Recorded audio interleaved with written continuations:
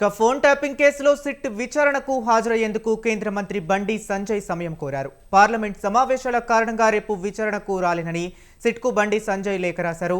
ఈ నెల 28న విచారణకు హాజరవుతానని లేఖలో పేర్కొన్నారు. ఫోన్ ట్యాపింగ్ కేసులో వాంగ్మూలం ఇస్తానని స్పష్టం చేశారు.